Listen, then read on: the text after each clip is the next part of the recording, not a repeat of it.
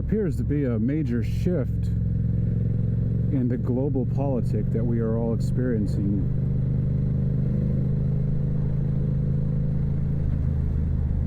And there's a rift in the line of thinking amongst men. I'm in my 40s now, but previous decades that I've been alive, there always seemed to be a split between so-called conservatives and so-called liberals. Well, one of the things that I find very interesting is the methodology employed by the so-called conservatives and so-called liberals, from an economics level to a projection of power within the dynamic of foreign policy, conduct of nations perspective, and then back trickle down into the actual application locally and domestically of the degree of relative freedom, liberalness of freedoms enjoyed by the citizenry here in this country. And just kind of want to briefly discuss how those three things have shifted. And not to beat a dead horse here with COVID, but I think it's worth the conversational piece to recognize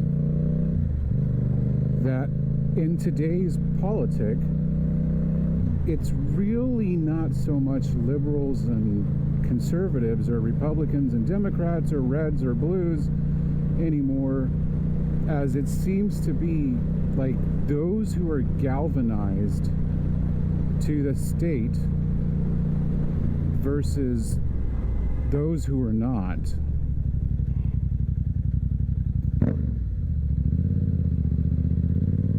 And as the ebb and flow decade over decade between those who are so-called conservative in power versus those who are so-called liberal in power, the galvanization to the state goes back and forth to the point where neoconservatives control the minds of conservatives and neoliberals control the minds of liberals. And those meanings and words and ideas really have no, in my opinion, in my estimation, and in my analysis today over people, right? Back to what I was saying, there's the galvanized to the state versus those who are not. And you find those who are not in both the subgenres of liberal and conservative, and they appear to be people who are just freedom lovers, versus those who are galvanized to the state, those who went along with vaccine mandates, those people who are, wildly advocating the forced vaccination of the general population, and those who are advocating the removal of rights and freedoms of those who are not vaccinated, right? Those people who are galvanized to the state now, who are stockholmed into this paradigm, are no longer along the lines of Republican, Democrat, conservative, liberal. These people want conformity and further expansion of their galvanization at large with no mercy and no room for any type of variance or exception. And they are rather intolerable to the notion of, well, it's my body, I'll do what I want. Right? If you're a non-COVID jab believer as I am, and I really hesitate to use the word vaccination, if you're a non-COVID believer as I am, jab believer as I am, you find yourself in a situation where you're confronted here, in Texas where I live. I'm confronted with conservatives. I'm confronted with Trump supporters. I'm confronted with neoconservatives and Bush supporters, right? Who are willfully with glee, happy to remove my rights, my property, my freedom, and to, concentrate me into a COVID camp because I refuse to go along with their non-science, because I refuse to allow them to dictate what goes in my body, because I refuse to acknowledge that what they call as a vaccine is not a vaccine. It is literally an mRNA gene replacement therapy, right? This is not a vaccine in the classical sense of what we call vaccines.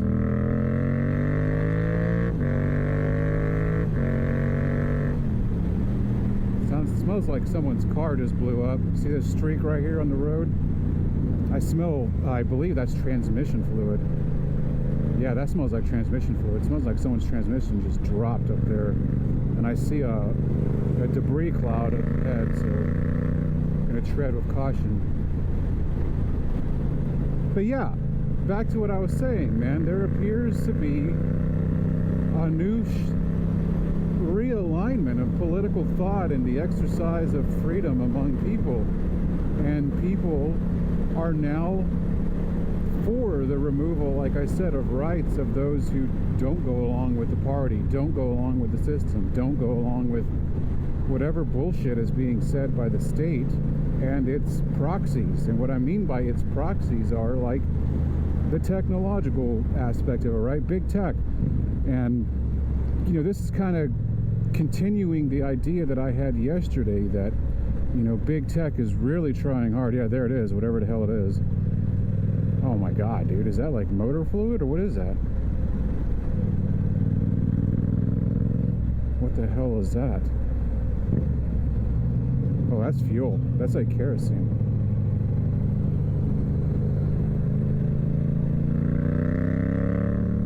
It might be diesel.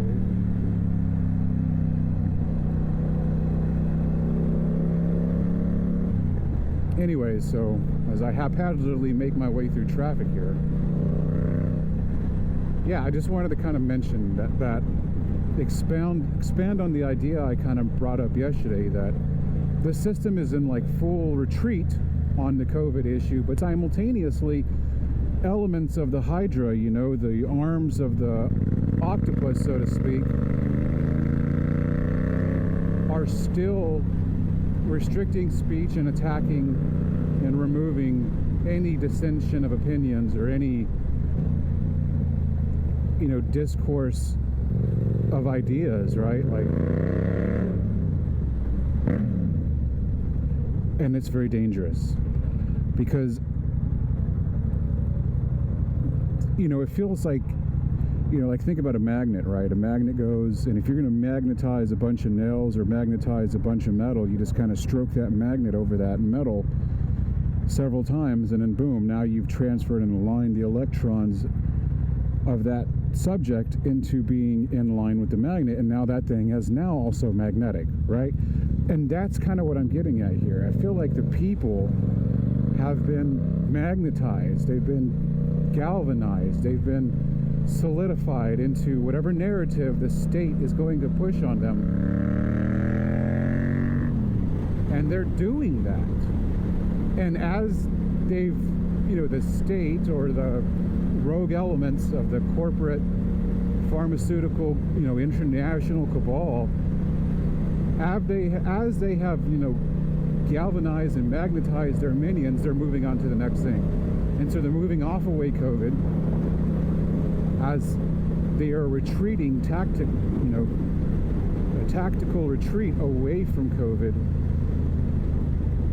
because they seemingly have lost major elements of that discussion and attempted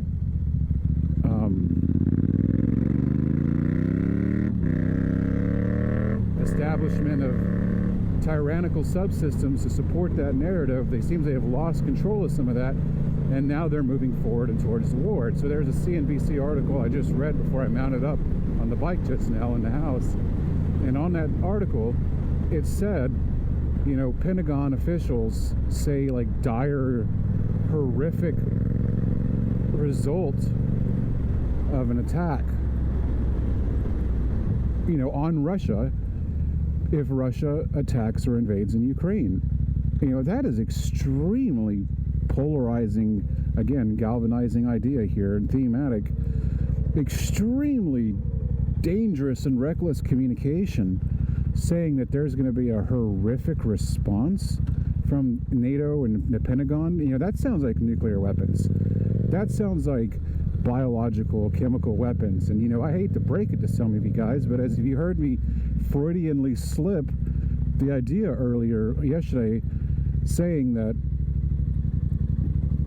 are we in World War III or World War IV approaching? Well, I mean, a lot of people in intelligentsia, people who research this stuff, consider this to be World War IV, because World War III was the Cold War, and elements of the Cold War related to nuclear exchange and expansion of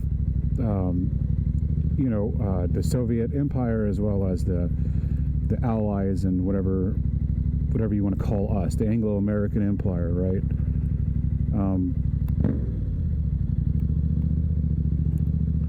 As we approach what I estimate, and a lot of other people in the intelligentsia, as I'm saying, agree with this idea of World War IV, we have already seen elements of that with the COVID attack, right? So COVID for sure was a biological weapon, and our government, rogue elements within our government, we're working with rogue elements within corporations, internationally speaking, to create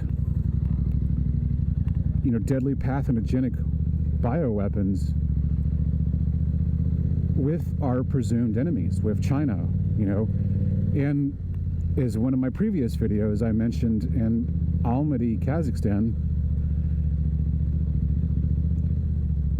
the CDC and DTRA, right, defense threat reduction or reaction, defense threat reaction at a biological level, was in strategically locations where our enemies are, right? In Russia, Kazakhstan, right next to the Eastern Soviet bloc. And as you look at where the location of those biological DTRA facilities were, they are all along the Eastern Soviet bloc. They are all along encircling China with biological shit, right? And so, as we pivot away from COVID, I'm just saying, guys, don't walk away 100% from this idea of COVID, man, being dead and gone. Dude, COVID was the first salvo of identifying who's in on it. And what I mean by that is, from an administrative level, which countries are part of it, which sheriffs are not, which legislatures, which governors, which organizations, and which corporations, which pharmaceutical groups, which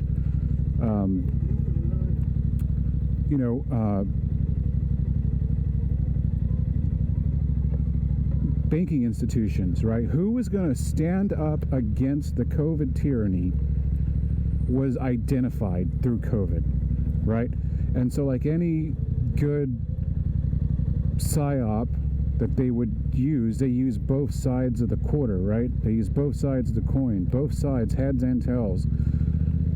Yes, the depopulation agenda aspect, the rollout of mRNA technology, the normalization of lab leak, the galvanization of people who will believe in the narrative or no longer believe in the narrative, and the identification of those people who would not go along with the furtherance of this type of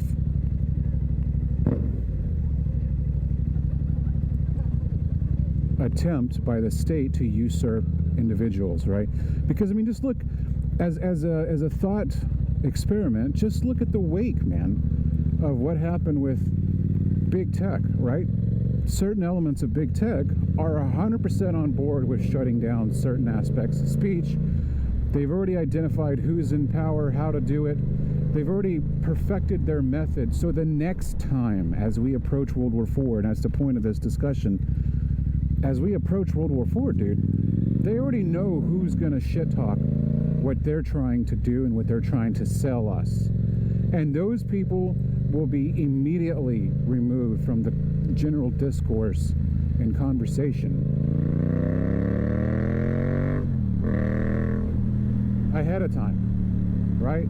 So as they get on with the idea of launching their next bioweapon, as they get on with the idea of rolling out their next level of tyranny, or as we see right now in real time, their next geopolitical militaristic move on an economic sanction standpoint, as well as an actual political muscle standpoint, right? As they get on with that, and they are right now, they already know who to shut down.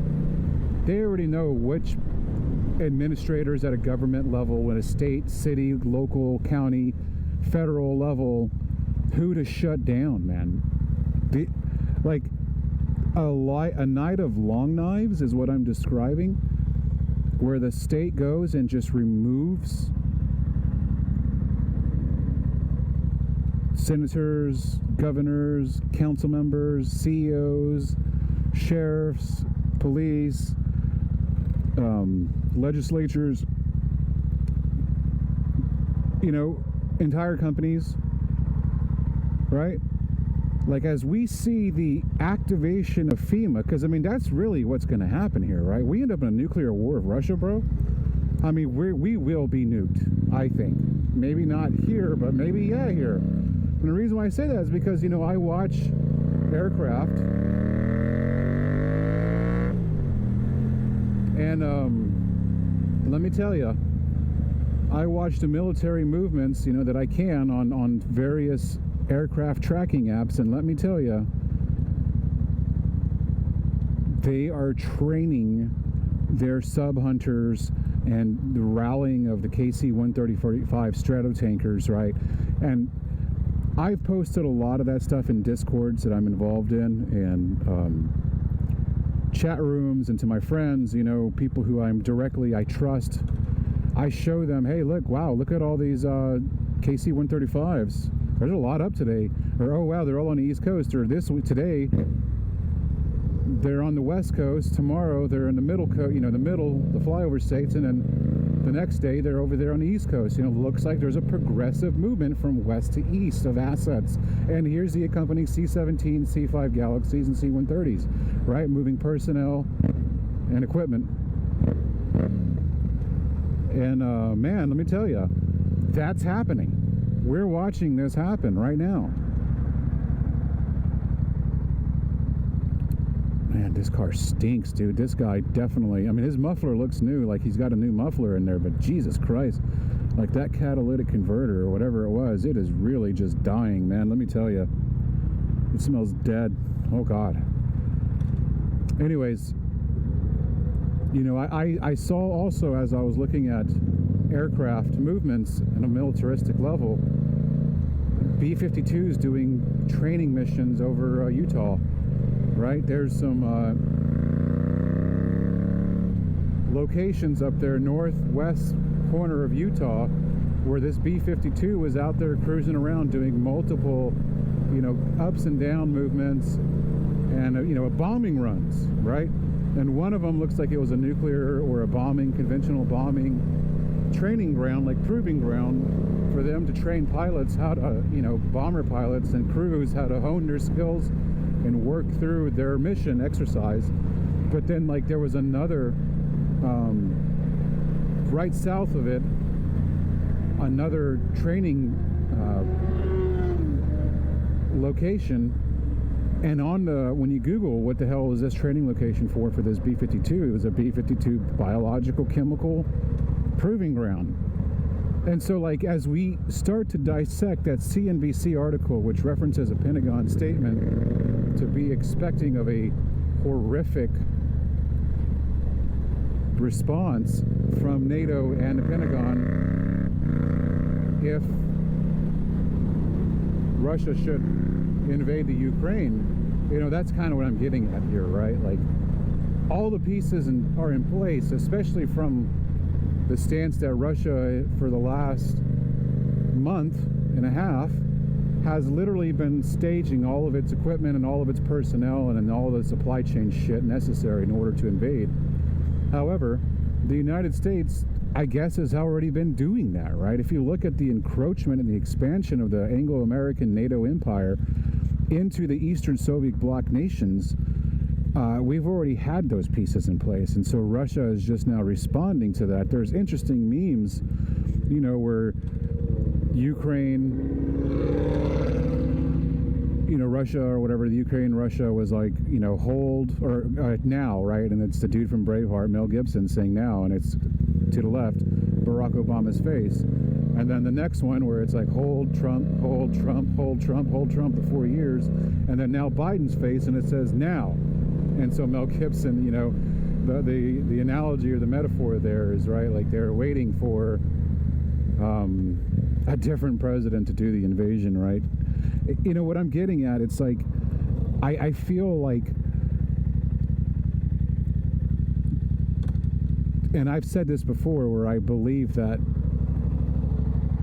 you know, according to SPARS pandemic exercise, right? SPARS, S-P-A-R-S. Just Google that, read that, download the PDF. I think it's like a couple hundred pages long. Read that goddamn PDF.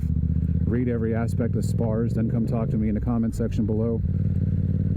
But, you know, with regard to SPARS, you know, like there was supposed to be a woman president while COVID gets launched, while a COVID variant, you know, a pandemic gets launched. And that was supposed to be Hillary Clinton, but apparently Trump disrupted that. And I would take the idea a step further and say, were they going to try to launch like a war as well as a result?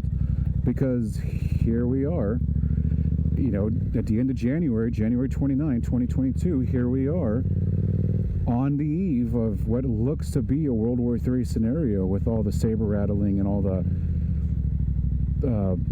just shit talk going back and forth from this nation to that nation, right? We appear to be rocketing in that direction. We appear to be with no holds barred, man. Like this motorcycle right now, if I just got on the highway and just pulled the throttle as quick as possible, you know, we are definitely, in my opinion, heading that direction. This is my favorite restaurant right here, Mikosina.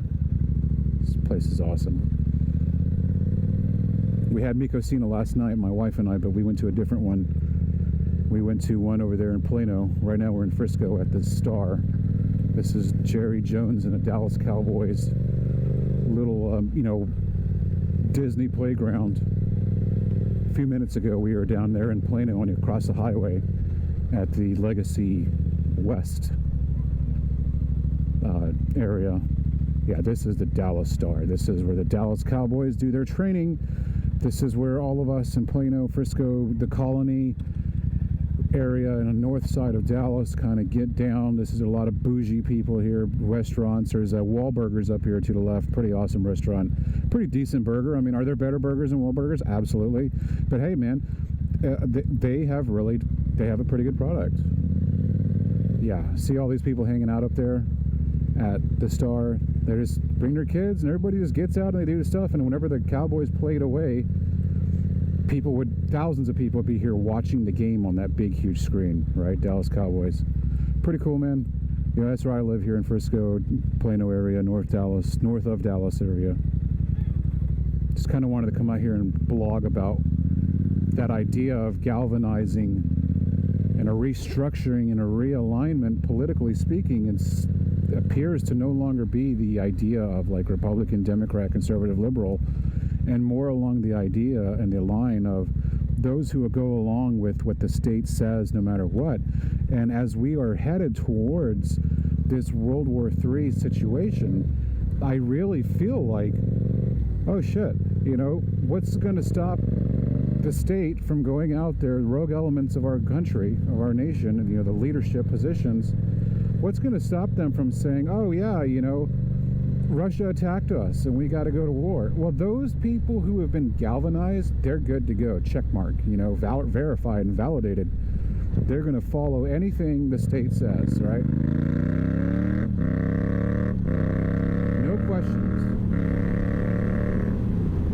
But to the other people who question this shit, question everything, you know, suspiciously observing everything that's going on here, You know, they already know who we are as a result of the COVID situation, right? As a result of identifying who's in and who's out.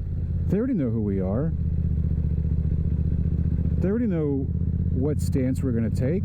And, you know, what's to stop them from removing all of our speech? Dude, just in the last week, they deleted my videos about analyzing VAERS data. They deleted my data analysis for January. That covered 15 days into January, January 15th.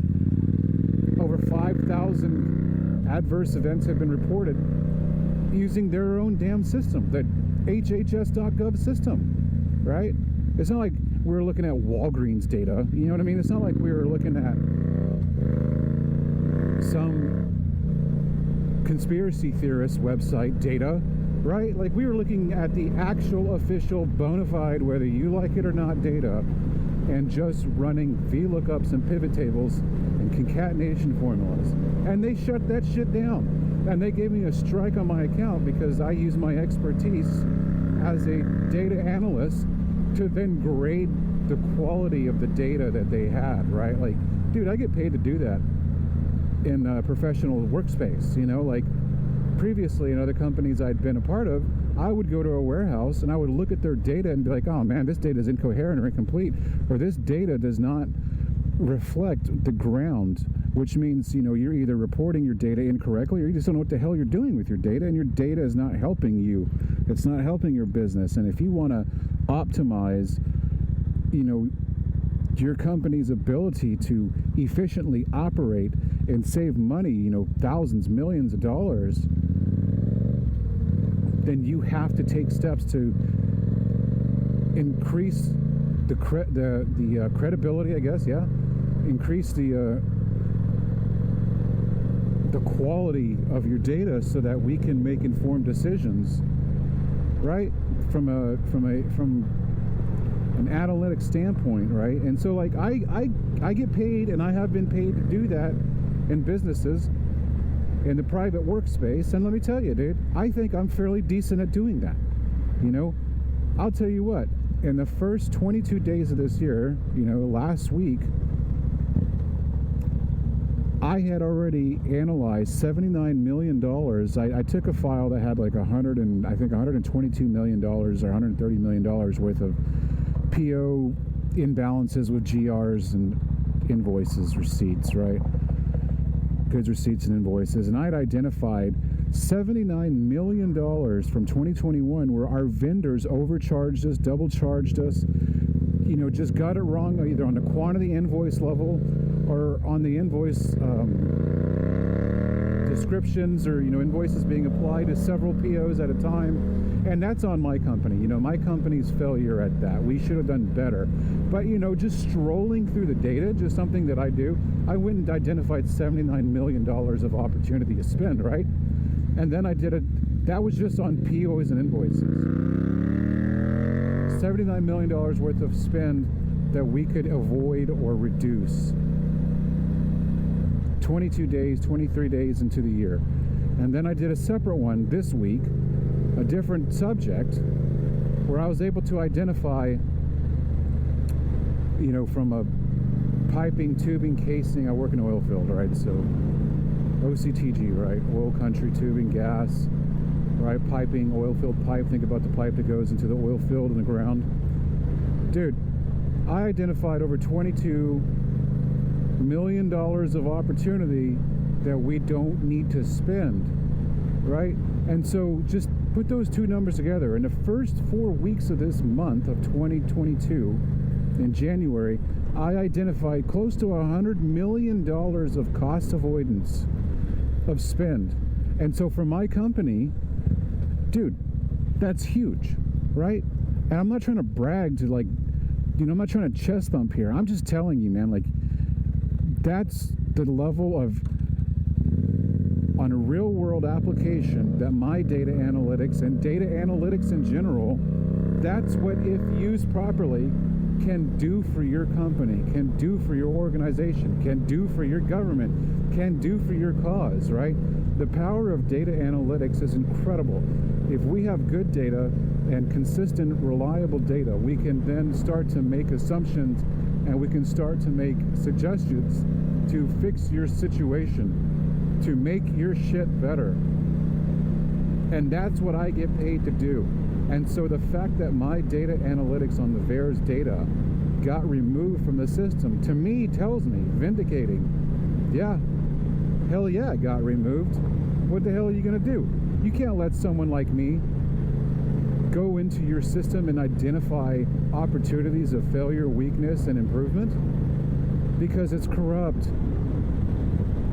You know, when I deal with people in my organization, my company I work for, dude, I play 100% honest with my cards facing up on the table as a matter of business. Texas oil and gas, old school mentality. I am not hiding anything, and all of my cards are facing up. And so when we discuss things that we're going to do, things that you're going to do, things that I'm going to do, things that we're going to improve, I use that as both an intimidation factor, because they're like, oh shit, this guy isn't playing games, and as a trust building tool. They're like, oh shit, this guy is really being honest and just wants to help us, right? Men like me, people like me, are not driven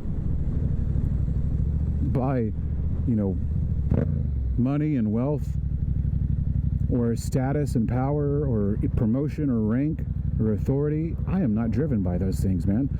I am driven 100% by the Sigma, by the Kaizen, by the approach of improving operational efficiency, saving money, time, and reducing costs. That's who I am, man. And so when you review some of my older goddamn VAERS data analytic videos that are posted on the link, you know, posted in my video just down below, on the list of my videos, just keep that in mind. When you hear me making assertions and statements, dude, I get paid for this. You know?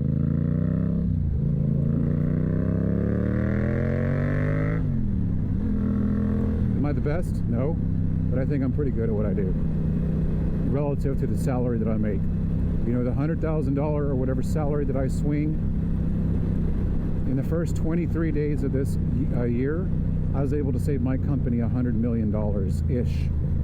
That's 1,000 times improvement of how much my company pays me, $100 grand, versus what I was able to save them, $100 million, right? And so when you approach the analytics and the data and the assumptions and the conclusions that I make in my VAERS videos, and I plan on making another one soon, I want you to put that in perspective as you hear what I'm saying, because I'm just reporting the data. And as I look at this war situation in the world, and the war for the world that we are all faced with in this generation, man, you know, to quote the very famous statements that in a world of universal deceit, telling the truth is a revolutionary act, that's exactly. Dude's got a badass Harley in there, man. All right, guys. Well, that's it, man. I'm going to call it quits. Just wanted to holler for a minute, do another vlog. And, you know, maybe this will become a regular thing. Just kind of cruising around on the MT-07 2019 Yamaha. I changed the plastic, these two pieces, and then two pieces on my butt over here on the seat. And so this bike used to be blue, and now it's black, and then kind of making it the stealth Dark Angel, man. It's awesome. So you guys take it easy. Catch y'all on the flip. Fight the power.